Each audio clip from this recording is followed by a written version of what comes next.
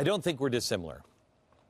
I'm a guy just like you, trying to make sense of the world, trying to do the right thing, trying to feed my family, make my way through the world, try to, get ahead in life. I am financially blessed for what I do. For the first time in my life. I mean, it's been strange, especially since the more the world and the media hates me, it seems the better my bank account does, which is, I would have never seen that one coming. But somebody said to me last night, I had a conversation with somebody last night on the phone who I so greatly respect. And they were talking about the Restoring Love event. And they said, Glenn, two problems. One is you, and the second one is you. I said, okay. Well, one problem is you're a Mormon. And I said, I've heard that. Help me. And the second one is, all you do is politics. And I said, I've heard that too. Let me help you. How I responded last night was, if I could be someone else, my faith has helped me personally, but it sure hadn't helped me with my connections. It hadn't made me popular a lot of places, but that's what I believe. The same with my politics. I've thought many times, Lord, why? Why is it a lot easier? It's not worth the trade-off, the fame or the fortune for the infamy. It's just not. Money doesn't buy you happiness. It rents it for an hour or so, but it doesn't buy you happiness.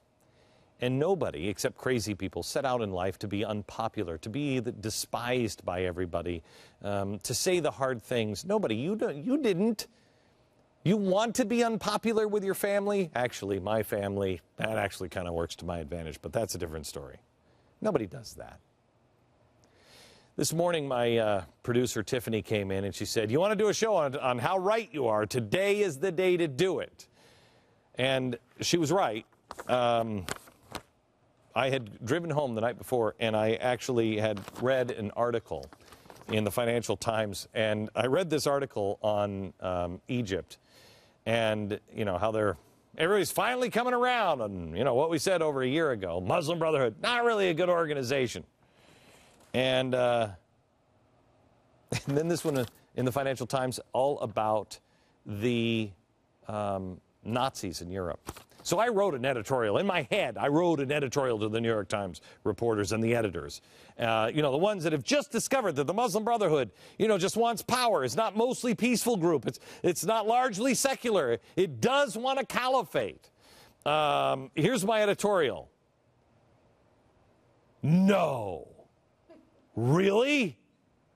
Holy crap. But I don't think they're going to actually print that. Welcome to the party, New York Times, and welcome to the party, Financial Times. Anyone honest would ask themselves, wait a minute, if we were wrong about something as big as the Muslim Brotherhood, what else could we possibly be wrong about? Obama, his taxes, spending, the way Europe is going? The Financial Times now has an article titled, Back to the 1930s, the Hammer, the Sickle, and the Swastika. Let me remind you of the party that just received nearly 7% of the seats in Greece Parliament. This guy is one of their lovely leaders. Do we have him? Lovely, lovely leaders and members. Watch this on TV. This guy here.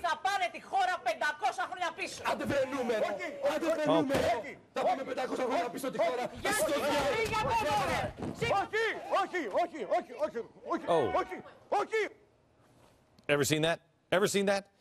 The woman in the white is a communist. The guy is a Nazi. 10 days before Greece's election, a member of the neo-Nazi party, Golden Dawn, repeatedly hit a female candidate of the Communist Party while appearing on a live television talk show and threw water over a female candidate of the radical left, Caesira. The communists had just called him a bloody fascist, and he addressed her as a commie. The article goes on. Neo-Nazis against immigrants, anarchists, leftists, anarchists, ultra-leftists, and other fringe groups of the national populist camp they riot against police, mainstream politicians, journalists, liberal intellectuals, even artists.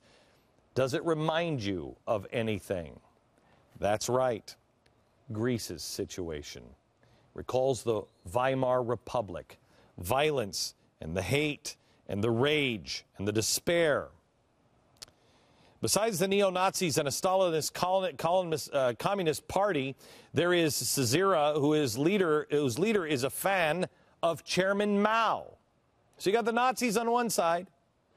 But remember, in our own country, who are the ones calling the people who are Nazis, people like me, oh, you're a Nazi. They said I was calling Obama a Nazi. No, I'm not. No, I'm not.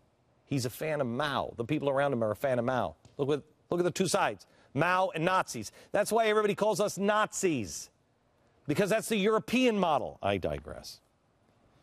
Also, fans of Fidel Castro and Hugo Chavez.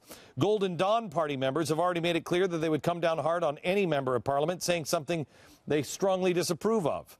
How did Greece, the birthplace of democracy, come to have a parliament full of hammers, sickles, and swastikas?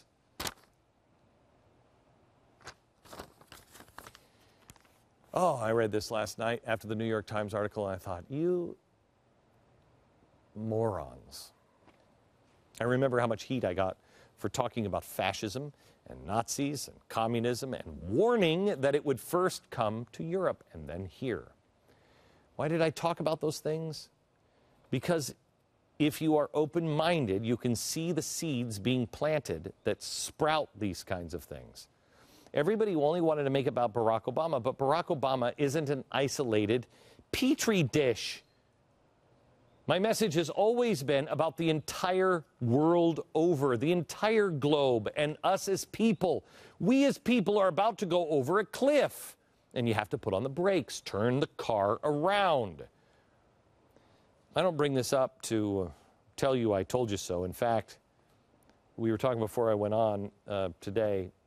I hate it now. I hate bringing these things back up. I'm telling you this not because I told you so, but because I know you get it. I know you're just as frustrated as I am at times. And now these people are starting to come out and say it. I don't care who says it. I don't care. I don't care if it's me. I don't care if we all say, I never saw that one coming. I don't really care. I want you to know you don't get the financial benefit that I get when you talk to your friends and family about these things and they call you names and hate you. I'm sorry for that. But just like you say to me all the time, you keep going, you keep going. Let me say that to you tonight. It is more important than ever that you keep going. If everyone watching and listening to my radio show talks to one person each, that's tens of millions of people that you can educate. And you don't need to use my words. Use the Financial Times. Use the New York Times. You're made fun of your family just like I'm made fun of the New York Times. Here's the good news. Your family is crazy, and the New York Times is crazy and dangerous. We're in the same boat.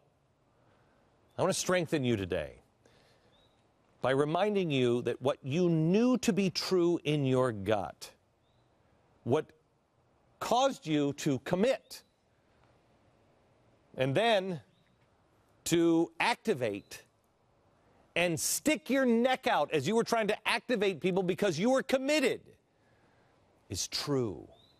It goes back to all four steps: commit, activate, live it, and create. But really, it goes back to this: empower. Empower. You are powerful enough. You can do it. Empower yourself, empower others. That's what great leaders do. They empower others. You don't need anybody else. You keep finding those people who are waking up, because more and more are waking up. I'm telling you, we've been given more time for a reason.